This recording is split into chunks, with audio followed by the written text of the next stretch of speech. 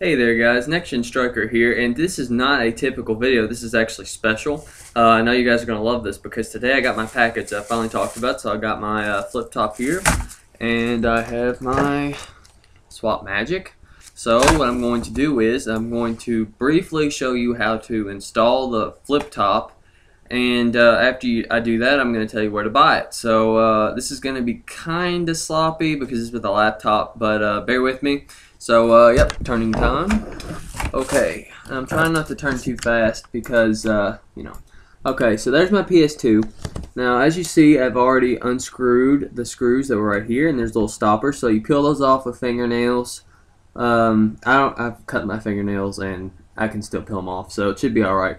So, you peel those off, then you unscrew the screws with just, you know, basic screwdriver. And now we prepare for the next part. Alright, so the next part was that I unscrewed this, of course, you already saw me do that, and I took this off. Now, pretty much the top will mostly come off by itself. The part right here, I don't know if you can see this, but right next to where the top is, it's really hard to get off. I used a flathead screwdriver to pretty much just wedge it off, so if that helps. I mean, it took me a while, honestly, to get it off, but yeah, basically that's what happened. So next we're going to be working with the stuff right here.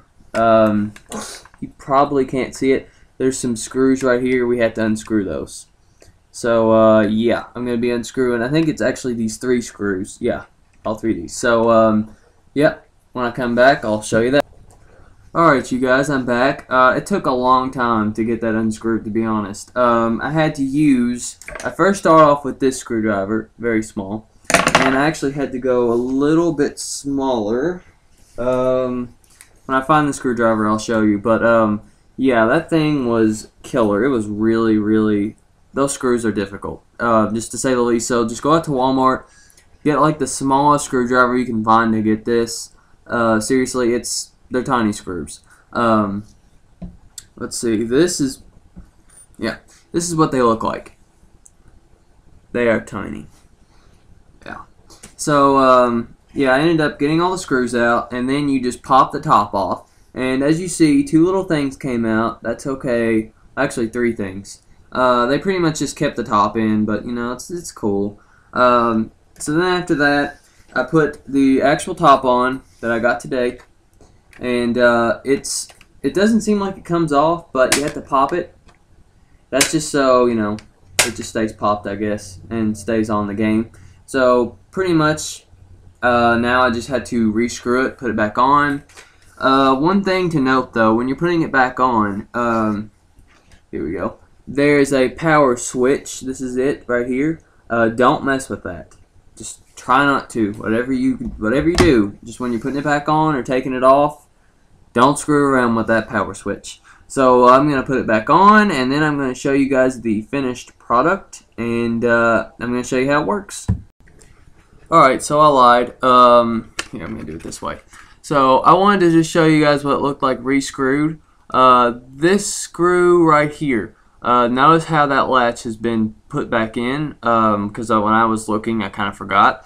And this one, yeah, I'm doing this backwards, sorry. This one right here, it has a little bit, like it has 2 things, like they have to come together and then you put them in there. It's kind of hard to explain, but you'll see what it is when I'm talking, or like when you do it, you'll understand. Yeah, sorry, got my words mixed up. And well, that screw, the middle one, it's pretty self-explanatory. So yeah, you just have to put it back on, screw the screws back together, screw the screws in a star formation. So like let's say this is the other side of the PS2. You do the screws, screw one right here, then you screw one down here, then one up here, one down here, and yeah, you get the idea. That's pretty much just so the PS2 just gets screwed together right. And yeah, I'm getting ready to show you guys the finished product.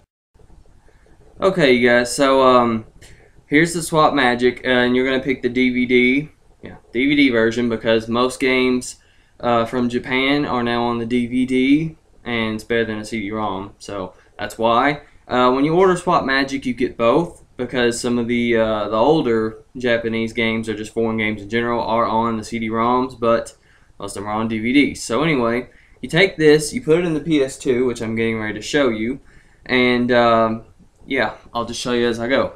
Now, when I did this, actually, I did not properly secure the top, so I had to tape it down because it wouldn't reset. It was actually, I kind of freaked out a little, but now I'm okay. So now I can show you this, and it's going to go well, very well.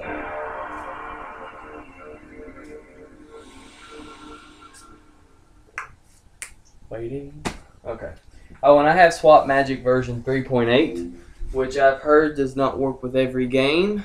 So we're about to find out, aren't we? Alright, so sorry about that, guys. This version is different from the one that I watched. But I have figured out that if it's not completely clipped down, it could mess up. So what I suggest, if you haven't completely got it right, either undo it by completely unscrewing it and doing it all over again, which I didn't do because I'm lazy. Just take tape and just tape it down until it completely stays down. That's what I did. So I'm going to turn it on. I'm going to show you guys exactly what to do since this is the new version.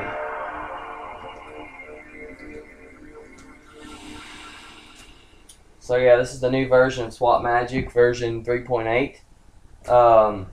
So yeah, it's a little bit different than 3.6. It's a lot different, actually. It has cheat codes on there as well, which does cause some problems with some games, I've heard. So yeah, here it is. You go to Special, not Normal. Then you go to NTSC, because that is that's the method of these discs. And I take this out, and I put in Ultimate Ninja 5, because that's what I have so far. Yeah, clip that back in there, hit it, it's going to load. And I cleared out some of my memory so that I would have enough room, because Ultimate Ninja 5 takes up 103 kilobytes, which isn't too much, but I play it all the time, so, you know, take up a lot of memory. So that's pretty much all there is to this. If you have any questions, just ask me. I'm going to put a link to a full-fledged, detailed tutorial how to do this. This was with a PS3 or PS2 Slim, excuse me. So yeah, it won't work on the silver ones. Maybe, I don't know. Mine's black. So yeah, that's pretty much all I had to say. Naruto's playing in the background. So I'll get a little bit closer to talk. Basically, though, what I can say is that there are a lot of good Japanese imports. This also plays other imports from like other countries. I don't know how that works, so don't ask me about that because I don't know how to do it. But you can get great games like Kingdom Hearts 1 and 2 Final Mix, Ultimate Ninja 5, Battle Stadium Dawn, stuff like that. So that's pretty much all I have to say. Yeah, thumbs up, subscribe. This was for you guys because, you know, I like you a lot. So anyway, I'll let this finish off, and then I will see you guys later. Oh, and I didn't forget about the Dragon Ball manga thing either. Bardock Chapter 3, I'm getting to that.